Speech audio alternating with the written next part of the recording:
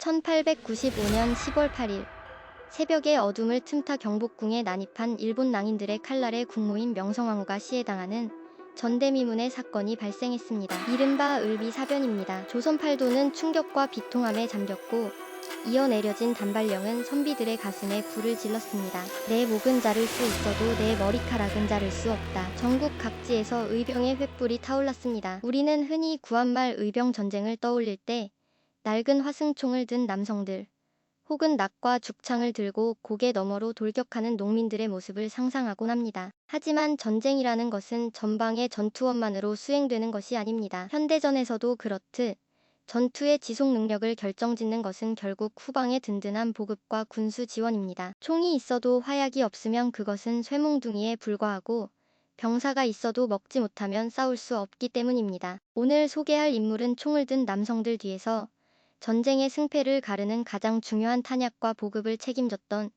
그리고 직접 첩보 부대를 운용했던 숨겨진 지휘관입니다. 부어 아궁이 앞에서 밥을 짓는 대신 시커먼 숯과 유황을 배합해 화약을 만들고 붓을 들어 공포에 질린 병사들의 사기를 북돋우며 여성 의병대를 조직해 일본군의 허를 찌르는 정보를 수집했던 인물. 우리나라 최초의 여성 의병장이자 만주 독립군의 어머니. 오늘 전쟁 속 영웅들이 조명할 영웅은 바로 윤희순 의병장입니다. 안녕하십니까. 전쟁 속 영웅들입니다. 오늘 이야기는 조금 특별합니다. 보통 전쟁사는 전선에서 적을 베고 쏘는 장수들의 무용담 위주로 기록됩니다. 하지만 병참과 보급, 그리고 심리전의 중요성을 아는 분들이라면 오늘의 주인공이 보여준 활약이 얼마나 대단한 것인지 단번에 알아보실 겁니다. 구한말 그 열악했던 의병 전쟁사에서 병참 사령관과 정훈 장교의 역할을 그것도 여성의 몸으로 완벽하게 수행해낸 분이 계십니다. 윤희순 의병장은 1860년 서울의 유학자 집안에서 태어났습니다. 그녀는 춘천의 고흥 유씨 가문으로 시집을 갔는데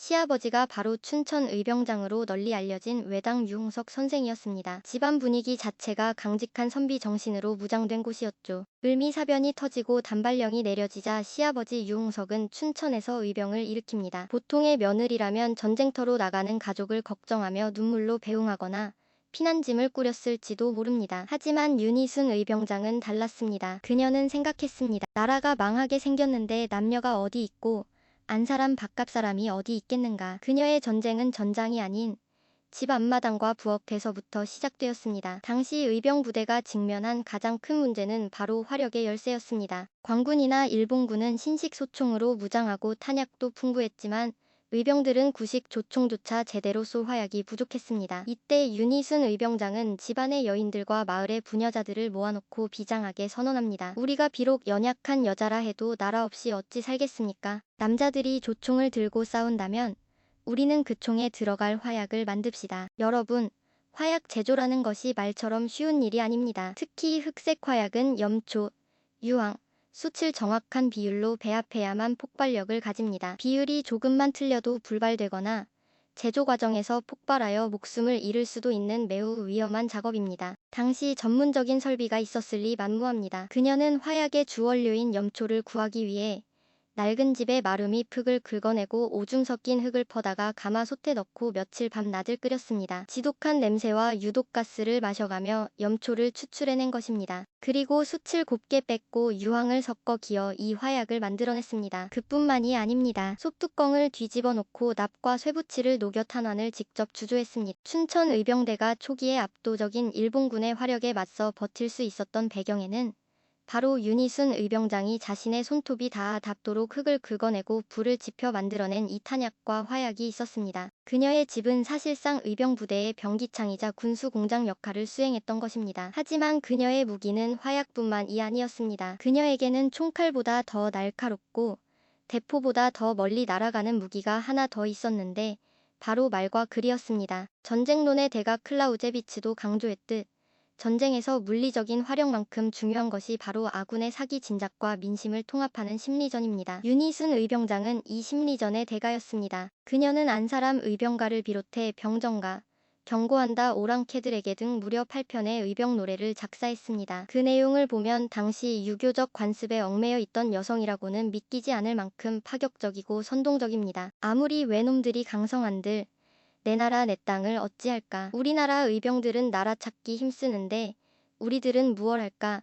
의병들을 도와주세. 이 노래들은 어렵지 않은 가락에 실려 구전으로 빠르게 퍼져나갔습니다. 두려움에 떨며 문을 걸어 잠갔던 부녀자들이 이 노래를 듣고 쌀을 퍼서 의병들에게 가져다 주었고 빨래터에 모여 앉아 의병들의 옷을 찢기 시작했습니다. 그리고 남자들을 향해서는 아주 따끔한 일침을 날립니다. 놈들아 보아라. 연약한 여자도 의병을 하는데 사나 이 대장부로서 부끄럽지도 않으냐. 이보다 더 강력한 모병 포스터가 어디 있겠습니까? 이 노래가 퍼지자 산속에 숨어있던 남성들이 부끄러움을 느끼고 낫과 호미를 던지고 의병에 자원하기 시작했습니다. 그녀는 붓 한 자루로 수백 명의 병사를 모으는 정훈장교이자 모병관 역할까지 완벽하게 해낸 것입니다. 심지어 그녀는 여기서 멈추지 않고 직접 안사람 의병대를 조직합니다. 약 30여 명의 여성으로 구성된 이 특수부대는 현대전으로 치면 특수임무수행 부대와 같았습니다. 그들은 남장을 하고 적진 근처를 돌아다니며 일본군의 이동 경로나 병력 규모를 파악하는 정보 수집 활동을 벌였습니다. 일본군 입장에서는 허름한 옷을 입은 촌부나 아낙네들이 조직적인 군사 첩보 활동을 하고 있으리라고는 상상도 못했을 겁니다. 또한 광군과 일본군의 삼엄한 검문 검색을 피해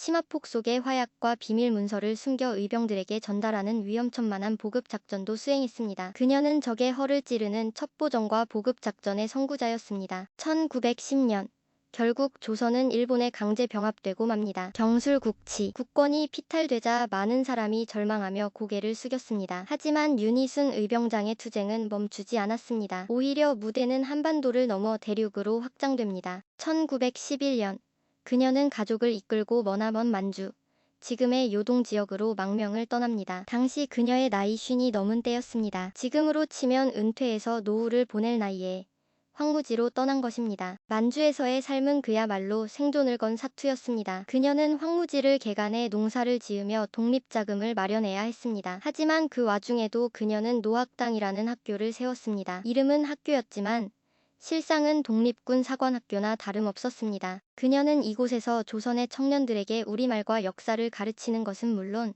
군사훈련을 시켜 항일투사로 길러냈습니다. 그녀의 아들과 손자들, 그리고 만주로 건너온 수많은 청년이 이곳에서 총을 잡는 법을 배웠고 조국을 되찾겠다는 정신을 키웠습니다. 김경천 장군을 비롯한 수많은 무장 독립운동가가 이 지역을 거쳐갔으며 그녀의 집은 만주 독립군의 베이스 캠프이자 피난처가 되었습니다. 그러나 하늘도 무심하시지 그녀의 삶의 비극은 끊이지 않았습니다. 1913년 평생의 동지이자 스승이었던 시아버지 유홍석 의병장이 타국에서 순국하고 2년 뒤에는 남편 유재원마저 일본 경찰에 고문 후 유증과 망명생활의 여파로 세상을 떠납니다. 타국 땅에서 집안의 기둥이었던 남자들을 모두 잃은 것입니다. 보통 사람이라면 정신이 무너져 내리고 포기하고 싶었을 절망적인 상황입니다. 하지만 철의 여인 윤희수는 무너지지 않았습니다. 슬픔에 잠겨 울고 있는 자식들을 불러 모은 그녀는 이렇게 말했다고 전해집니다. 너희 아버지가 못다한 일을 너희가 이어받아야 한다. 나라를 되찾기 전까지는 뼈를 묻을 생각도 하지 마라. 나도 죽어서라도 독립을 볼 것이다. 그녀의 가르침을 받은 장남 유돈상은 훗날 조선 독립단에서 활동하며 무장투쟁을 이끌었고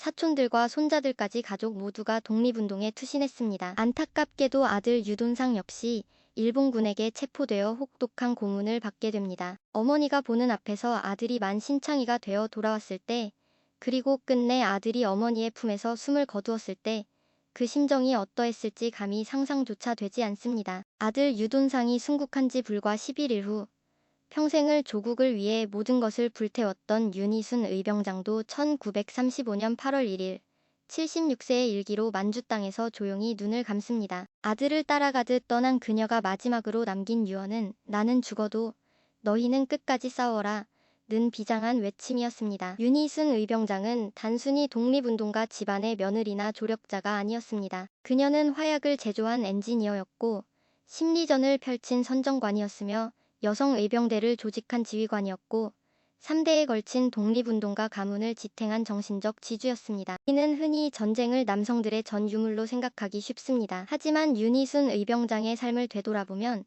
조국을 지키는 숭고한 희생과 전략적인 판단에는 성별의 구분이 없음을 명확히 알 수 있습니다. 그녀가 만든 화약은 일본군을 물리치는 탄환이 되었고 그녀가 부른 노래는 절망에 빠진 조선인들의 가슴에 뜨거운 불을 질렀습니다. 이것이야말로 온 국민이 하나 되어 싸우는 총력전의 시초가 아니었을까요? 지금 우리가 누리고 있는 이 자유와 평화는 이름 없이 쓰러져간 수많은 의병, 그리고 뜨거운 아궁이 앞과 차가운 만주 벌판을 오가며 피땀 흘린 윤희순 의병장 같은 분들이 계셨기에 가능한 것일 겁니다. 오늘 전쟁 속 영웅들이 전해드린 윤희순 의병장의 이야기 어떻게 보셨습니까? 단순한 내조를 넘어 스스로 무기를 들고 보급과 심리전이라는 현대전의 핵심 요소를 꿰뚫어 보았던 그녀의 해안과 용기가 시청자 여러분께도 깊은 울림으로 다가갔기를 바랍니다. 혹시 여러분이 알고 계신 또 다른 역사 속에 가려진 숨겨진 영웅이 있다면 댓글로 남겨주십시오. 우리가 기억해야 할 역사의 한 페이지를 함께 채워나갔으면 합니다. 구독과 좋아요, 그리고 알림 설정은 더 깊이 있고 의미 있는 영상을 만드는 데 큰 힘이 됩니다. 끝까지 시청해주셔서 감사합니다. 지금까지 전쟁 속 영웅들이었습니다.